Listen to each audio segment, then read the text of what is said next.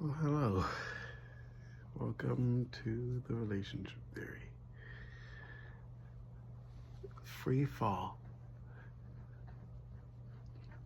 Free fall, because this is something that I've been holding on to, and I've meant not to share this for a while now, not with anybody, and perhaps probably because I was told not to from within.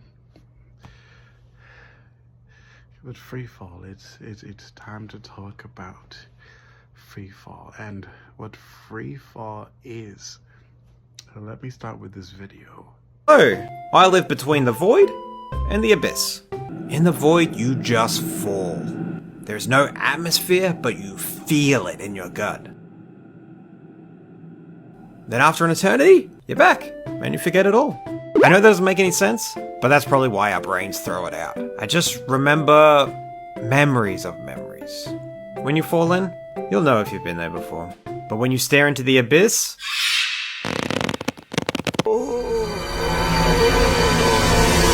you learn everything about existence. And you kind of just feel, you just, like... Of course, I get why everything happens. That makes sense. Again, memory of a memory. We are so blessed to have these monkey brains. So that video right there is an explanation of a vision that I have always had from within. And it's a place that I've gone in my mind, and I noticed that it has this correlation to real life that many people weren't willing to join in on, and I wondered why. Because it's like I noticed the fear in everyone, and yet I'm in that void where that guy is just falling there. The only difference is I've had a vision, and the vision is of me falling, yet how he describes that there's no atmosphere. In my vision, there is an atmosphere, in that I'm falling, and it seems like I'm falling faster and faster and faster and faster and faster, to the point where I emit flames, and I'm like a comet, and I'm like falling like a star in the sky. There's a trail, and that vision has always stuck with me, because what it made me feel like was like a light. And what I notice is the correlation, because I've been journaling about it ever since this morning, was that first of all I had to title it Freefall so that I could even understand what that reference was to, just how to tie my mind back to it. And then the second thing is, what I had been writing about it was that in this life, you make choices where you feel like you're free. And the thing about this life is that a lot of people make this muck and mess up about how meaningless stuff is. Shout out to Darby, I'm not talking about you. But they make a lot of noise about how meaningless life is. And in part, it's because there's this free fall element to life. You might make decisions that you think make you feel good, but then you realize that after a while, you don't feel so good. And you might try to go back after it again to make it feel good, but it doesn't feel good as when you first did it. And now you're constantly going back to it for the first feeling, even though before that feeling there was an urge. I explained this in so many other vlogs where I talk about how the initial feeling is actually an element of a thought, that if you can possess the energy behind it, you can always reapply it to something else. I always explain this time and time again, because I mean to subvert this experience of feeling like you cannot get enough of the first bite. That obsession and addiction to something. I talk about what I talk about at length, because I truly believe that there is a way to simply use your mind and the faculty of your mind, as Think and Grow Rich talks about, to obtain that power of electromagnesis. Think and Grow Rich refuses to title it, because they say that if you can catch it in passion, you will have it forever. It's better when you don't know. I always say, though, I title it because I want humanity to become aware of the power, so that we can find a way to utilize the energy in a practical way, i.e. flying cars. I will always be headed towards flying cars in my mind. I believe in my lifetime I will see and fly a flying car, drive a flying car. But I always talk about that so that we can capitalize on the energy of the power of a thought. That's what I'm always after. I'm always after that. That's why I talk about emotions so much. Because no matter what decision you make and no matter what process you experience when it comes to your life, they all come from the indiscriminate inertia called energy. That's a dictionary term that I have personally defined as far as what energy is. It's indiscriminate inertia. It goes anywhere and everywhere, even if it's directed. It's raw, organic, and natural, even with trajectory. Free fall is like that, though. Free fall is the same thing.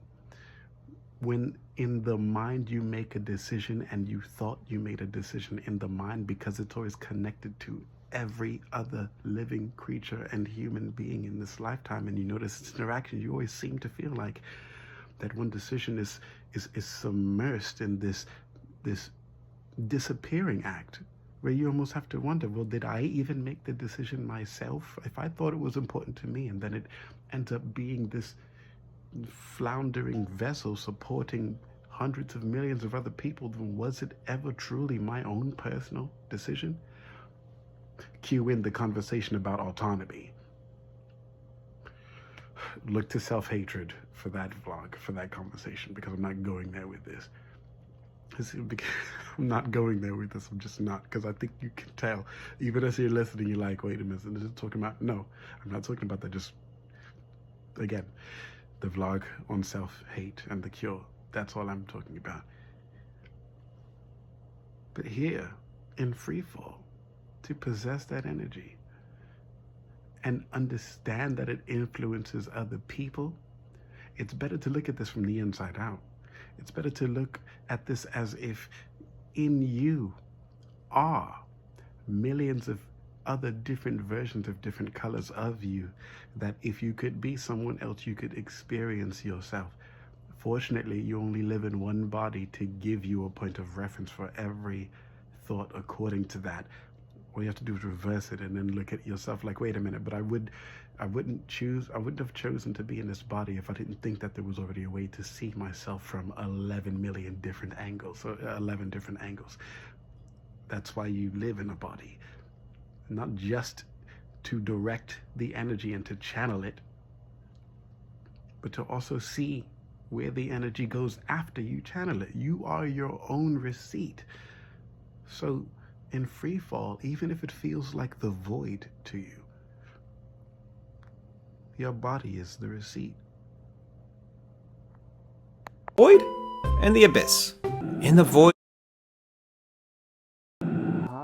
Hello, I live between the void and the abyss.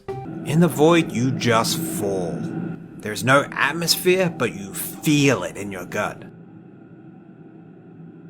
Then after an eternity, you're back, and you forget it all. I know that doesn't make any sense, but that's probably why our brains throw it out. I just remember memories of memories. When you fall in, you'll know if you've been there before. But when you stare into the abyss,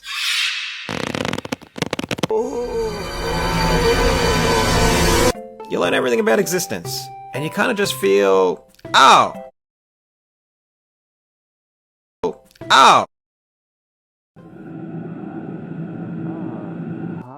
Hello, I live between the void and the abyss. In the void, you just fall. There's no atmosphere, but you feel it in your gut. Then after an eternity, you're back, and you forget it all. I know that doesn't make any sense, but that's probably why our brains throw it out. I just remember memories of memories. When you fall in, you'll know if you've been there before. But when you stare into the abyss,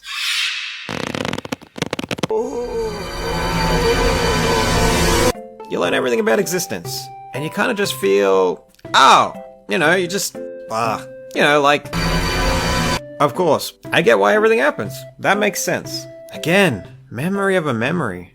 We are so blessed to have these monkey brains. Hello, I live